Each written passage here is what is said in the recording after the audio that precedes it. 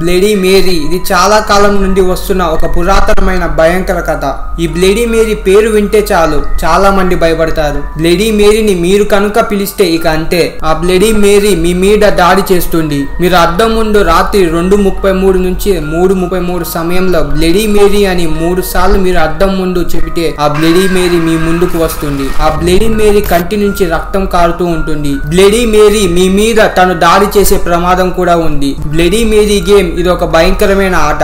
Bloody Mary చేతిలో ఒక baby కూడా ఉంటుంది. ఆ బేబీ బ్లూ కలర్ లో ఉంటుంది. ఒకవేళ మీరు కనుక బ్లడీ మేరీతో ఐ స్టోల్ యువర్ బేబీ అని అంటే మాత్రం బ్లడీ మేరీ ఖచ్చితంగా మీ మీద దాడి చేస్తుంది. బ్లడీ మేరీని మీరు పిలిచిన రోజు మీకు భయంకరమైన కళలు వస్తాయి. మిమ్మల్ని నిద్రపోకుండా భయం కలిగేలా చేస్తుంది. అసలు బ్లడీ మేరీ అంటే ఇంతమంది భయపడడానికి దాని వెనుక ఒక కథ ఉంది. 15వ శతాబ్దం ఇంగ్లాండ్ రాజు అయిన హెన్రీకి ఒక బిడ్డ పుట్టింది. కానీ ఆ బిడ్డ అమ్మాయి. హెన్రీ ఇంగ్లాండ్ కి రాజు కాబట్టి తన తర్వాత ఆ రాజ్యానికి రాజు కావాలంటే అబ్బాయి అయి ఉండాలి. కానీ మేరీ అమ్మాయి. మేరీ అంటే హెన్రీకి నచ్చేది కాదు. మేరీ వయసు పెరిగే కొద్దీ రాజ్యానికి నేనే రాజు కావాలని ఆశ కలిగింది. అందుకే తన రిలేటివ్స్ లో ఉన్న అబ్బాయిలందరినీ చంపేసింది. చివరికి తను అనుకున్నట్టే ఆ రాజ్యానికి తానే రాణి అయింది. అధికారం కూడా తనకే వచ్చింది. మేరీ ఎలాంటి రాణి అంటే తనకు నచ్చని వాళ్ళని ఘోరంగా చంపేది. రాజ్యంలో ఉండే ప్రజల్ని అతి కిరాతకంగా చంపేది. ఆ చంపిన వాళ్ళ రక్తంతో స్నానం చేసేది మేరీ. ఇలానే మేరీ దారుణంగా తనకు నచ్చని వాళ్ళని చంపేసేది. మేరీ ఒక వ్యక్తిని పెళ్లి చేసుకుంది. తను ప్రెగ్నెంట్ అయిన తర్వాత